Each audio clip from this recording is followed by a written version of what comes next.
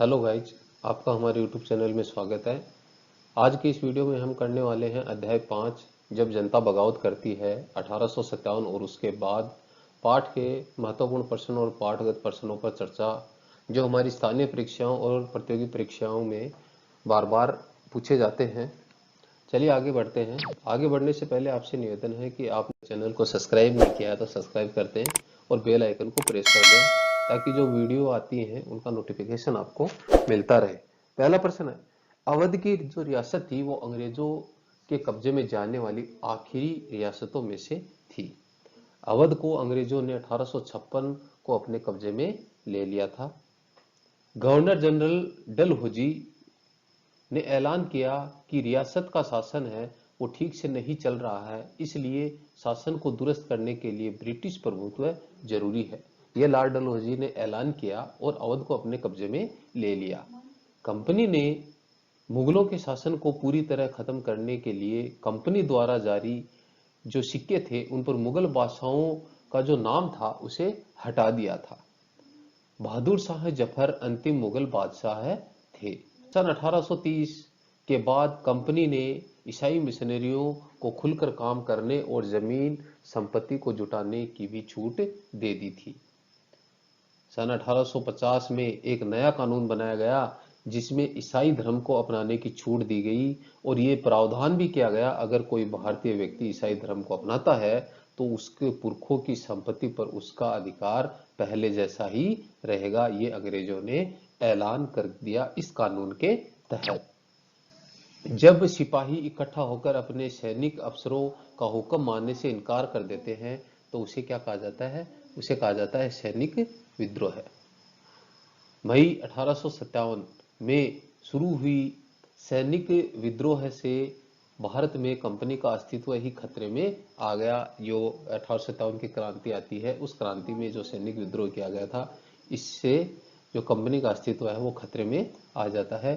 सैनिक विद्रोह की जो शुरुआत है वो कहाँ से होती है? मेरठ से। यानी 1857 की जो क्रांति थी उसकी शुरुआत की चर्चा की गई है। वो सर्वप्रथम कहाँ से स्टार्ट होती है? मेरठ से स्टार्ट होती है। 29 मई 1857 को एक युवा सिपाही थे मंगल पांडे को बैरकपुर में अपने अफसरों पर हमला करने के आरोप में अंग्रेजों ने फांसी पर लटका दिया था। कानपुर में क्रांतिकारी नेता का नाम था नाना साहब। ये यहाँ से क्रांति करने वाले क्रांतिकारी थे। मध्य प्रदेश के मंडला क्षेत्र में विद्रोह का नेतृत्व किसने किया था? ये किया था रानी अवंतीबाई लोधी थी, जिन्होंने मध्य प्रदेश के मंडला क्षेत्र से विद्रोह का नेतृत्व किया। कौन से विद्रोह का? 1857 की क्रांति का जो विद्रोह हुआ था उसकी चर्चा की गई है। नाना साहब कौन थे? नाना साहब स्वर्गीय पेशवा बाजीराव थे, उनके दत्तक पुत्र थे। फैजाबाद के मौलवी अहमद शाह थे, उन्होंने भविष्यवाणी की थी। क्या भविष्यवाणी की? अंग्रेजों का शासन है वो जल्दी ही खत्म हो जाएगा। ये फैजाबाद के मौलवी अहमद शाह है वो एक भविष्यवाणी करते हैं। राज शक्ति कंपनी के हाथ से ब्रिटिश राज को कब हस्तांतरित की गई थी? वो सन 1858 में की गई। 1858 में गवर्नर जनरल को क्या कहा जाने लगा था? उस समय उनका जो पद है वो चेंज कर दिया गया था और उन्हें वायसराय का नाम से जाना जाने लगा। बिरजिस कद्र का संबंध कहां से है? लखनऊ से। बिरजिस कद्र जो थे वो लखनऊ से उनका संबंध है। अब है ये इस पाठ के पाठगत प्रश्न थे। अब इसके जो अभ्यास प्रश्न है उन पर चर्चा करते हैं। प्रश्न नंबर 1, झांसी की रानी लक्ष्मीबाई की अंग्रेजों से ऐसी क्या मांग थी जिसे अंग्रेजों ने ठुकरा दिया था? झांसी की रानी के पति की मृत्यु के पश्चात वो चाहती थी कि अंग्रेज उनके गोद लिए गए बेटे को राज्य का वैध उत्तराधिकारी मान ले, परंतु अंग्रेजों ने इसे ठुकरा दिया। अंग्रेजों ने एक नियम बनाया जिसे डॉक्ट्रिन ऑफ लैप्स के नाम से जाना जाता है। इस नियम के अनुसार जिस भारतीय राजा की मृत्यु बिना किसी उत्तराधिकारी छोड़े हो जाती है, यानी उसके पीछे कोई उत्तराधिकारी नहीं बचता है, जो राजा है उसका कोई पुत्र नहीं होता है, उसका कोई वारिस नहीं होता है, तो अंग्रेज उस राज्य को अंग्रेजी हुकूमत में मिला लेते हैं। ऐसा उन्होंने भारतीय राज्यों को हड़पने के लिए ये किया और ये लॉर्ड जो डलहौजी था उसकी ये नीति थी। नेक्स्ट है ईसाई धर्म अपनाने वालों के हितों की रक्षा के लिए अंग्रेजों ने क्या क्या किया। ऐसे भारतीय जिन्होंने ईसाई धर्म अपना लिया, उन्हें अपने पूर्वजों की संपत्ति प्राप्त करने का अधिकार दे दिया। ऐसा उन्होंने भारत में ईसाईकरण यानी ईसाई धर्म को बढ़ावा देने के लिए अंग्रेजों ने ऐसा किया। नेक्स्ट प्रश्न है सिपाहियों को नए कारतूसों पर ऐतराज क्यों था। 1857 की क्रांति होती है, उसमें जो बंदूक में कारतूसों का जो यूज होता है, काम में लिए जाते हैं, उन पर सिपाहियों ने ऐतराज कर दिया था। क्यों कर दिया था देखिए, अंग्रेजी हुकूमत के समय बंदूक में कारतूस लगाने के लिए सिपाहियों को कारतूस के ऊपर लगी खोल को पहले हटाना होता था। क्या होता था, उस समय जो बंदूक थी उसकी जो कारतूस जो गोली जो यूज में की जाती थी, उसको मुंह से उस कारतूस के जो ऊपर जो घोल जो लगा होता था उसको हटाना पड़ता था। और ये खबर फैल गई कि कारतूस जो है वो गाय और सुअर की चर्बी से बने हुए। ऐसी चीजों से हिंदू और मुस्लिम दोनों धर्मों के जो सिपाही हैं उनकी भावनाओं को ठेस पहुंचेगा, जिसे सुनकर सिपाही भड़क गए और उन्होंने इसके इस्तेमाल को इनकार कर दिया कि अगर हम ऐसा करेंगे तो हमारा जो धर्म है वो भ्रष्ट हो जाएगा। और सिपाहियों ने नए कारतूस पर ऐतराज कर दिया। अंतिम मुगल बादशाह ने अपने आखिरी साल वो किस प्रकार बिताए। पहली बात तो अंतिम मुगल बादशाह कौन था। अंतिम मुगल बादशाह था बहादुर शाह जफर। अब उन्होंने जो अपने अंतिम साल कैसे बिताए। अंतिम मुगल बादशाह बहादुर शाह जफर को सिपाही विद्रोह के समय बंदी बना लिया गया और बनाकर बर्मा, जिसे अब म्यांमार कहा जाता है, की राजधानी रंगून की जेल में भेज दिया, जहां अपने जीवन के अंतिम दिन बिताने पड़े। ये दिन उनके जीवन के बहुत कष्टदायी रहे। इसी जेल में रहते हुए 1862 में इनकी मृत्यु हो गई। अगला प्रश्न है मई 1857 से पहले भारत में अपनी स्थिति को लेकर अंग्रेज शासकों के आत्मविश्वास के क्या कारण थे। अंग्रेजों की सोच थी कि भारतीय सैनिक उनके विश्वसनीय हैं। उन्हीं के बल पर उन्होंने भारत में इतनी बड़ी ब्रिटिश साम्राज्य को खड़ा कर दिया था। भारतीय सिपाहियों ने बहुत सी लड़ाइयां जीतकर अंग्रेजों की झोली में डाल दी। उन्हें भारतीय सिपाहियों पर पूरा यकीन भी हो गया, क्योंकि वो बार बार जीत रहे थे। वे भी जानते थे कि कई स्थानीय जमींदार और राजा उनके शासन का समर्थन करते हैं, इसलिए अंग्रेजों का आत्मविश्वास बढ़ता जा रहा था। बहादुर शाह जफर के समर्थन के खबर से राज परिवारों में खुशी की लहर दौड़ जाती है। उन्हें लगता है कि अब ब्रिटिश शासन है वो खत्म हो जाएगी और उन्हें राज वापस मिल जाएगा। अगला प्रश्न है बहादुर शाह जफर द्वारा विद्रोहियों को समर्थन दे देने से जनता और राज परिवारों पर क्या असर पड़ा। बहादुर शाह जफर द्वारा विद्रोही सैनिकों के समर्थन देने से आम जनता उत्साहित हो गई। अब उन्हें लगने लगा कि अब अंग्रेजी सत्ता को हम उखाड़ फेंक सकेंगे। अंग्रेजों की नीतियों से राज रजवाड़े भी परेशान थे।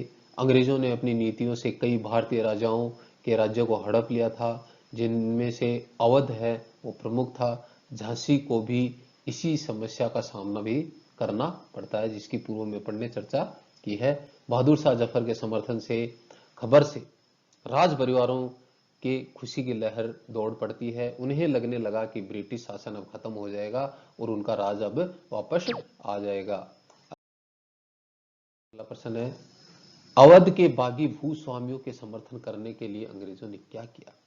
अंग्रेजों ने यह घोषणा कर दी कि जो भूस्वामी ब्रिटिश राज के प्रति स्वामी भक्त बने रहेंगे, उन्हें अपनी जमीन पर पारंपरिक अधिकार का उपयोग करने की स्वतंत्रता बनी रहेगी।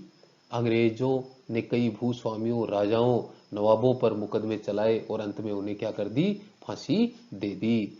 जिन भूस्वामियों ने विद्रोह किया, यदि उन्होंने किसी गैर लोगों की हत्या नहीं की थी और आत्मसमर्पण करना चाहते हो, तो उन्हें यह सुरक्षा की गारंटी दी गई कि उनकी जमीन पर उनके दावे और अधिकार का विरोध नहीं किया जाएगा। 1857 की बगावत के फलस्वरूप अंग्रेजों ने अपनी नीतियां किस तरह बदली। शासकों को उनके क्षेत्र और शासन करने के अधिकार को सुनिश्चित कर दिया। उत्तराधिकारी के रूप में गोद लिए गए पुत्र को अब क्या किया उन्होंने, मान्यता दे दी। ब्रिटिश सेना ने भारतीय सिपाहियों के अनुपात को कम कर दिया और ब्रिटिश सिपाहियों के अनुपात को बढ़ा दिया। जमीन पर उनके जो दावे थे और अधिकारों का जो विरोध है वो अब नहीं किया जाएगा। ये अंग्रेजों ने नीतियां बदली। अगला प्रश्न, 1857 की बगावत के फलस्वरूप अंग्रेजों ने अपनी नीतियां किस प्रकार बदल दी? शासकों को उनके क्षेत्र पर शासन करने का अधिकार सुनिश्चित किया गया। उत्तराधिकारी के रूप में गोद लिए गए पुत्र को उन्होंने अब मान्यता दे दी। ब्रिटिश सेना में भारतीय सिपाहियों के अनुपात को कम कर और ब्रिटिश सिपाहियों के अनुपात को बढ़ा दिया।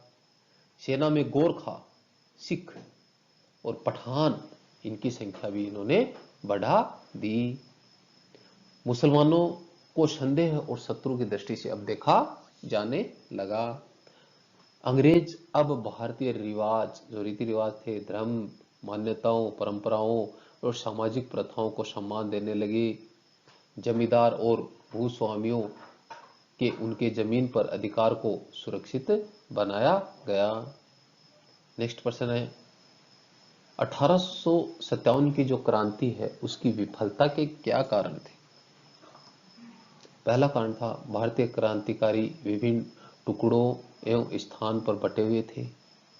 भारतीय क्रांतिकारियों के पास जो थे अत्याधुनिक हथियारों की बहुत कमी थी, जबकि जो ब्रिटिश शासन थे उनके पास है अत्याधुनिक हथियार और तोपें थी, जिसके कारण इसका कारण भी क्रांति की विफलता का है।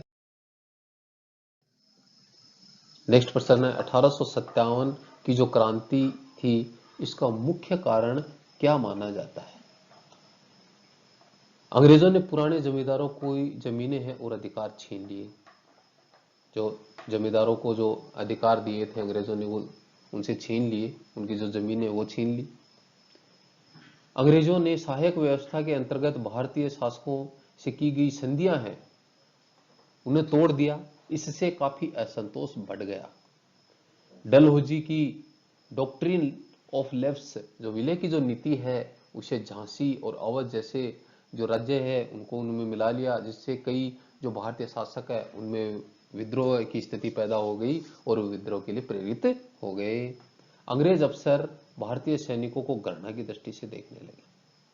लड़ाई से लौटते वक्त उन्हें भत्ता भी नहीं मिलता था। सैनिकों को अपनी राइफलों में गाय और सुअर की चर्बी वाले जो कारतूस है वो चलाने को कहा गया। इन कारतूसों को चलाने के लिए उन्हें क्या करना पड़ता था? पहले मुंह से खोलना पड़ता था। अतः हिंदू और मुस्लिम जो सैनिक है वो ये सोचने लगे कि इससे हमारा जो धर्म है वो भ्रष्ट हो जाएगा और भड़क उठे और उन्होंने बगावत कर दी। 1857 की क्रांति का तात्कालिक कारण क्या माना जाता है? 1857 की जो क्रांति है उसका तात्कालिक कारण यह माना जाता है कि सैनिकों को अपनी राइफलों में गाय और सुअर की चर्बी वाले जो कारतूस हैं उनको चलाने के लिए कहा गया। इन कारतूसों को चलाने के लिए पहले उन्हें मुंह से खोलना पड़ता था। अतः हिंदू और मुस्लिम इस बात को नहीं माने और वे भड़क गए और उन्होंने बगावतें शुरू कर दी। ये 1857 की जो क्रांति है उसका तात्कालिक कारण माना जाता है। ताइपिंग विद्रोह क्या है? 1857 में दक्षिणी चीन में एक विशाल जन विद्रोह हुआ जिसे ताइपिंग विद्रोह के नाम से जाना जाता है। यह विद्रोह है होंग जिकुआंग के नेतृत्व में हजारों मेहनतकश गरीब लोगों ने परम शांति के स्वर्गिक साम्राज्य की स्थापना के लिए एक लड़ाई लड़ी, जिसे ताइपिंग विद्रोह कहा जाता है। होंग जिकुआंग कौन था और वह किस बात के खिलाफ था?